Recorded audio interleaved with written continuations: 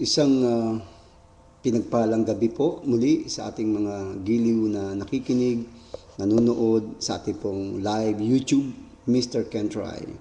At muling bumalik si Brother Arnel Cantoria para muli magbigay ng sample illustration ng visual art illustration or gospel truth illustrated sa ating pong VIP, very important presentation, very important place and very important people. Ngayon po, ito po ang aking palabas. Meron po akong isang drawing. Ayan. Wala po siyang kulay.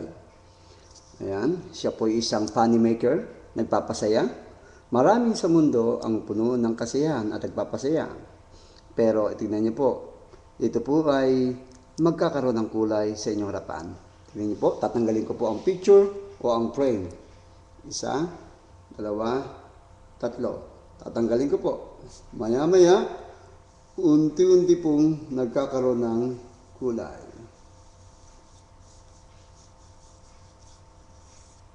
Ayan. So, picture na walang kulay, nagkaroon ng kulay. So, mga kapatid, mga kaibigan, kanina po wala pong kulay. Ang ibig sabihin, maraming tao, walang kulay ang kanilang buhay, hindi makulay. Maraming tao nagpapasaya, katulad ng mga entertainer, mga performer. Pero bagamat ganon, nasa kalooban nila ay walang kagalakan. Malungkot, patamlay, pero nagpapasaya sa mundo, nagpapasaya sa ibang tao.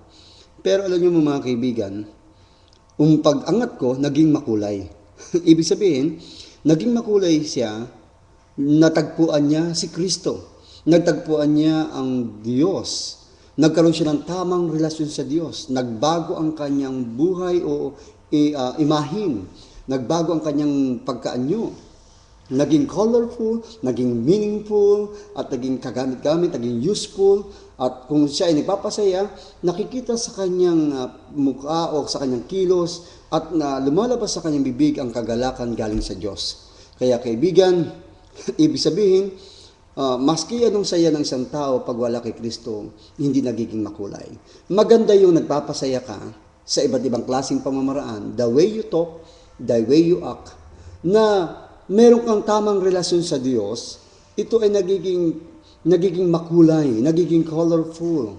So, ang tama dito ay dapat kang humingi ng tawad sa Diyos, magsisi ka sa iyong kasalanan, at tanggapin mo si Kristo Jesus sa iyong puso bilang Panginoon Diyos sa iyong buhay at tagapagligtas ng iyong buhay, at sumampalataya ka na ang Diyos lamang ang pwede magligtas, na nagkatawang tao na si Jesucristo, bugtong na anak, at mapasok si Kristo at sasamahan ng Espiritu Santo na siyang magiging sealed na pag-aari ka ng Diyos, na pag-aari tayo ng Diyos. Kapag ginawa mo yan, ikaw ay nagsisi ng iyong kasalanan, tumalikod sa kasalanan, at humingi ng tawad sa Diyos, papatawarin ka ng Diyos, at kapag ikaw ay tumanggap kay Kristo, ikaw ay magiging anak ng Diyos, binigyan karapatan maging anak ng Diyos, at ikaw ay sumampalataya, ikaw ay maliligtas, magkakaroon ng buhay na walang hanggan, kaligtasan galing sa Diyos. Kaya kaibigan, yun po ang paliwanag na ang walang kulay ay naging makulay.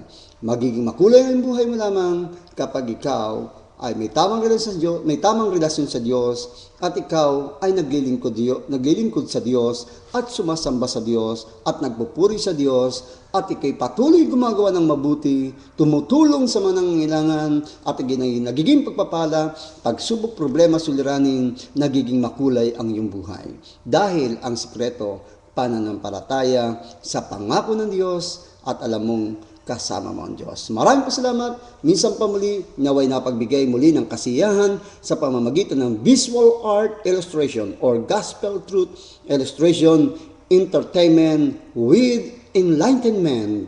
Ito muli si Brother Arnel Cantoria sa ating Mr. Kentry YouTube Live sa ating pong channel. Maraming salamat. See you next time. Bye-bye.